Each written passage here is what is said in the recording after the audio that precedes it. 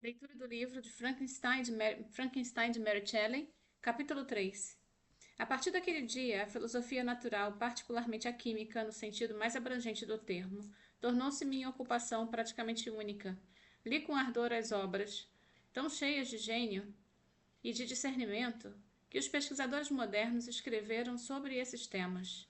Frequentei as aulas dos homens de ciência da universidade e cultivei relações com eles. E encontrei até em Krempe uma grande dose de sólida sensatez e conhecimento real, combinados, é verdade, com uma fisionomia e modos repulsivos, mas nem por isso menos valiosos. Com o professor Waldman, encontrei o verdadeiro amigo. Sua gentileza nunca foi tingida de dogmatismo e suas instruções eram dadas com um ar de franqueza e bom coração, que eliminava qualquer ideia de pedantismo. Foi talvez mais o caráter afável desse homem do que o amor intrínseco pela própria ciência que mais me inclinou ao ramo da filosofia natural que ele professava. Mas esse estado mental teve lugar somente nos primeiros passos rumo ao conhecimento. Quanto mais plenamente eu entrava na ciência, mais exclusivamente eu a buscava por si mesma. Essa aplicação, que havia sido a princípio uma questão de dever e resolução, agora se tornara tão ardente e ávida que muitas vezes as estrelas desapareciam na luz da manhã, enquanto eu ainda estava ocupado no meu laboratório. Como trabalhava com tanta intensidade, pode-se imaginar que avancei com rapidez. Meu ardor foi de fato o assombro dos estudantes e minha proficiência o dos mestres. O professor Krempe, por vezes, me perguntava com um sorriso matreiro como andava Cornelius Agrippa, enquanto Mr. Waldman expressava a exultação mais sincera com meu progresso. Passaram-se assim 2 anos, durante os quais não fiz nenhuma visita a Genebra, mas me ocupei de corpo e alma à investigação e algumas descobertas que esperava fazer. Ninguém além daqueles que experimentaram podem conceber as seduções da ciência. Em outros estudos se vai até onde outros foram antes, e não há mais nada a saber. Mas na busca científica há alimento contínuo para a descoberta e o espanto. Uma mente de capacidade moderada que se dedica a um estudo com intensidade alcançará infalivelmente grande proficiência naquele estudo.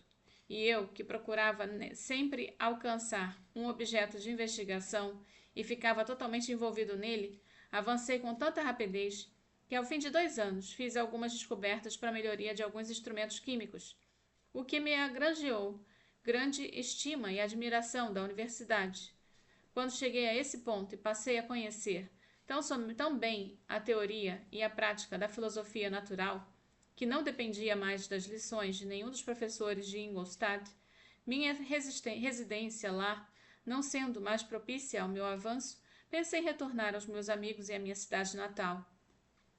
Quando aconteceu um incidente que prolongou a minha estada. Um dos fenômenos que me atraía particularmente a atenção era a estrutura do corpo humano, e, aliás, de qualquer animal dotado de vida, de onde perguntavam-me muitas vezes procedia o princípio da vida. Era uma questão audaciosa que sempre fora considerada um mistério, mas quantas coisas ficamos a um passo de conhecer e não o damos porque a covardia e o desleixo restringem as nossas pesquisas. Ponderei essas circunstâncias na minha mente e decidi, a partir dali, me concentrar mais particularmente nos ramos da filosofia natural relacionados à fisiologia. Não fosse eu, animado por um entusiasmo quase sobrenatural, minha aplicação a esse estudo teria sido penosa e quase intolerável. Para examinar as causas da vida, precisamos primeiro recorrer à morte. Então eu adquiri conhecimento da ciência da anatomia. Mas isso não era suficiente. Eu precisava também observar a decomposição e a corrupção natural do corpo humano. Na minha educação, meu pai tomara grandes preocupações para que minha mente não se impressionasse com horrores sobrenaturais. Eu não me lembro de nunca ter tremido diante de uma história de superstição ou de ter tido medo de assombração. A escuridão não tinha nenhum efeito sobre a minha imaginação, e o cemitério era para mim mero receptáculo de corpos privados de vida, os quais haviam deixado de ser sede da beleza e da força para se tornar alimento de vermes. Agora, eu era levado a examinar a causa e o progresso dessa decomposição e forçado a passar dias e noites em sepulturas e jazigos, Minha atenção se concentrou em todos os objetos mais insuportáveis para a delicadeza dos sentimentos humanos. Vi a bela forma do homem degradar-se e consumir-se. Contemplei a corrupção da morte suceder à face radiante da vida. Vi o verme herdar o prodígio olhos e cérebros humanos. Detive-me examinando e analisando todas as minudências da causação, como exemplificadas na passagem da vida para a morte e morte para a vida. Até que por entre essas trevas e luz, uma luz súbita raiou em mim. Uma luz tão brilhante e prodigiosa, apesar de tão simples que, embora tenha ficado tonto com a imensidão da pesquisa que ilustrava, fiquei surpreso que, entre tantos homens de gênio que haviam direcionado suas pesquisas à mesma ciência, só eu tivesse destinado a descobrir um segredo tão espantoso. Lembre-se, não estou registrando os delírios de um desvairado. É tão certo que aquilo que agora afirmo é verdadeiro quanto que o sol brilha no céu. Algum milagre poderia tê-lo produzido, contudo, os estágios da descoberta foram distintos e verossímeis. Depois de dias e noites de uma incrível labor e fadiga, consegui descobrir a causa da geração e da vida. Aliás, mais ainda, eu mesmo me tornei capaz de conceder animação à matéria sem vida. O assombro que eu experimentara, a princípio, diante dessa descoberta, logo deu lugar ao deleite e ao êxtase. Depois de passar tanto tempo em dolorosa labuta, chegar de uma vez ao cume dos meus desejos era a mais gratificante consumação da minha faina. Mas essa descoberta foi tão grande e avassaladora que todos os passos pelos quais eu fora progressivamente levado a ela foram obliterados e contemplei somente o resultado. Aquilo que havia sido estudo e desejo dos homens mais sábios desde a criação do mundo estava agora dentro da minha compreensão. Não que, como uma cena mágica, tudo se tenha aberto para mim ao mesmo tempo. As informações que eu obtivera eram de natureza antes a direcionar meus esforços assim que eu apontasse ao objeto da minha busca, do que a revelar esse objeto já conquistado. Eu era como o árabe que fora enterrado com os mortos e encontrou uma passagem para a vida, auxiliado apenas por uma luz vacilante e aparentemente ineficaz. Referência à quarta das 7 viagens de Simbá, narrada na 82ª noite de Sherazade para aplacar a ira vingativa e misógina do seu esposo, o rei persa Sassânida Shariar, da coletânea dos contos árabes As Mil e Uma Noites. Vejo, meu amigo, pela sua impaciência e pelo espanto e esperança dos seus olhos expressam, que você espera ser informado do segredo que conheço. Isto não pode ser. Ouça a minha história com paciência até o fim, que você constatará com facilidade por que sou reservado em relação a esse tema. Não o levarei tão imprudentemente e ávido quanto eu era, então, a uma destruição e desgraça infalível. Aprenda comigo, se não pelos meus preceitos, pelos menos pelo meu exemplo. Como a aquisição de conhecimento é perigosa e como o homem que acredita que a sua cidade natal é muito mais feliz do que aquele que aspira a se tornar maior do que a natureza permite. Quando vi um poder tão espantoso colocado em minhas mãos, hesitei bastante tempo em relação ao modo como deveria empregá-lo. Embora eu possuísse a capacidade de conceder animação, preparar um corpo para recebê-la, com toda a complicação das fibras, músculos e veias, ainda continuava um trabalho de inconcebível dificuldade e labuta. A princípio não soube ao certo se deveria tentar criar um ser como eu, ou um ser de organização mais simples, mas a minha imaginação estava exaltada demais pelo meu sucesso inicial para me permitir duvidar da minha capacidade de dar vida a um animal tão complexo e maravilhoso quanto o homem. Os materiais à minha disposição no momento não pareciam muito adequados para a empreitada tão árdua, mas não tive dúvidas que eu acabaria conseguindo. Preparei-me para uma multidão de reveses. Talvez minhas operações fossem incessantemente frustradas e, no fim, minha obra fosse imperfeita. Apesar disso, quando considerei os avanços que acontecem todos os dias na ciência e na mecânica, eu fiquei encorajado a ter esperanças de que as minhas tentativas presentes, no mínimo, estabeleceriam os fundamentos para um sucesso futuro. Tampouco eu podia considerar que a magnitude e a complexidade do meu plano argumentassem pela sua impraticabilidade. Foi com esses sentimentos que eu dei início à criação de um ser humano.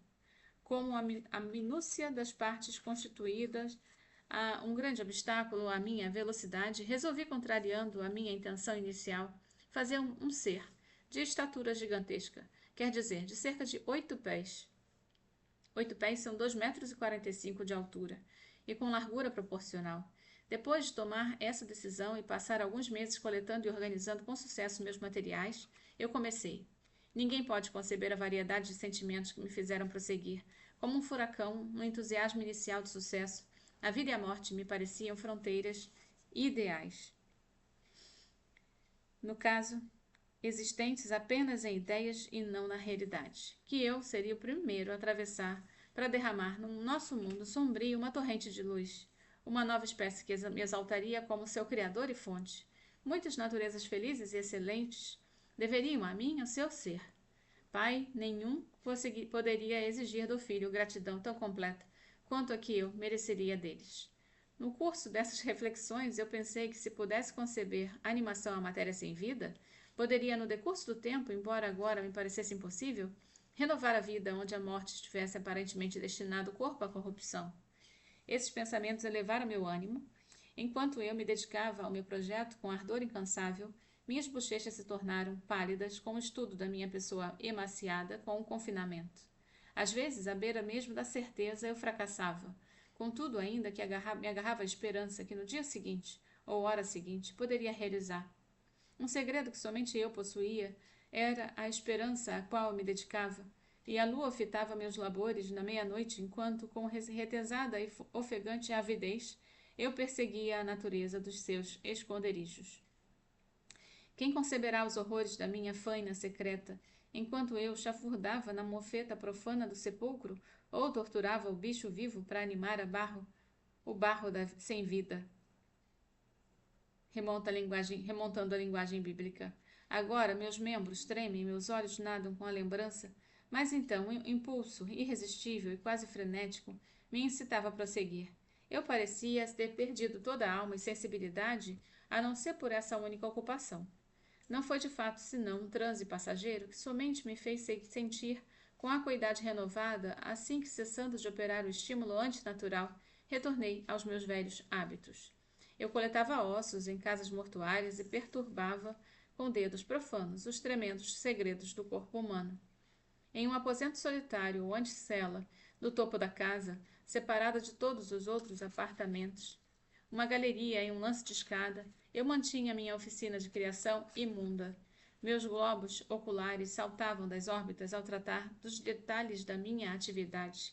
A sala de dissecação e o matadouro forneceram muitos dos meus materiais, e muitas vezes a minha natureza humana se desviava da minha ocupação com aversão, enquanto, ainda incitado por uma avidez que crescia perpetuamente, eu levava minha obra para perto de uma conclusão. Os meses de verão passaram, enquanto eu me dedicava assim, de corpo e alma, a uma única ocupação.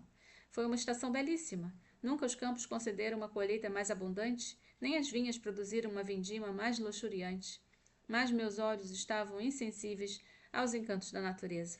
E os mesmos sentimentos que me faziam ignorar as cenas ao meu redor também me fizeram esquecer os amigos que estavam a tantas milhas de distância e que eu não via há tanto tempo.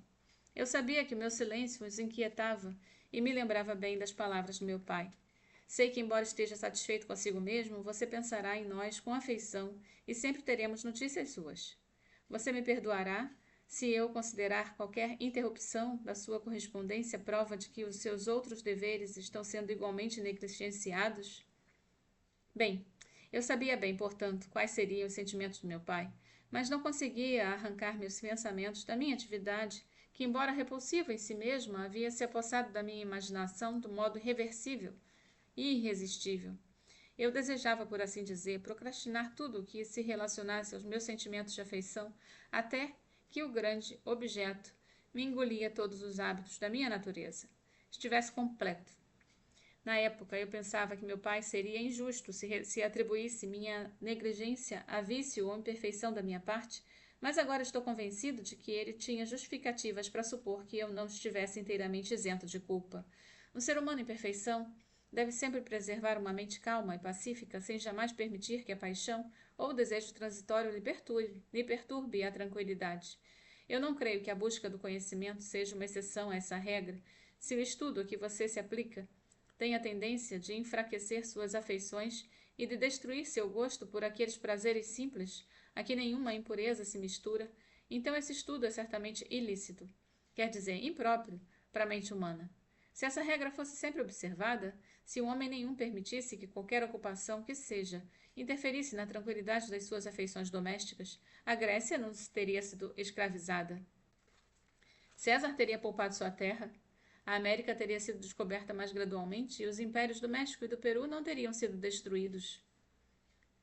Com as viagens do navegador genovês Cristóvão Colombo, de 1451 a 1506 para as Américas, entre 1492 e 1504, muitos exploradores europeus se voltaram para o continente em busca de recursos naturais e a escravização dos povos indígenas, levando pandemias devastadoras. O Império Azteca do século do México caiu em 1521 e o Inca, no Peru, foi conquistado em 1532. Mas esqueço que estou fazendo reflexões morais na parte mais interessante da minha história, e a sua expressão me lembra de prosseguir.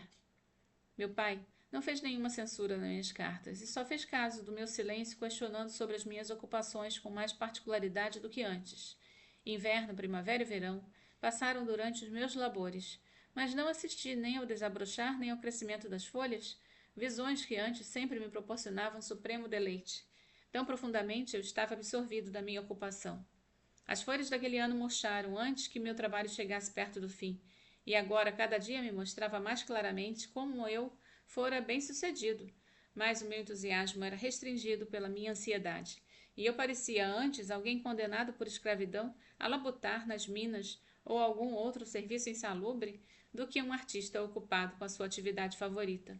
Oprimia-me toda a noite uma demorada febre e eu me tornei nervoso no grau mais doloroso, moléstia que eu lamentava mais porque, até então, eu gozara da mais excelente saúde e sempre me gabara da firmeza dos meus nervos, mas acreditava que exercício e diversão logo afastariam esses sintomas. E prometi ambos a mim, mesmo quando a minha criação estivesse completa. Esse foi o fim do capítulo 3.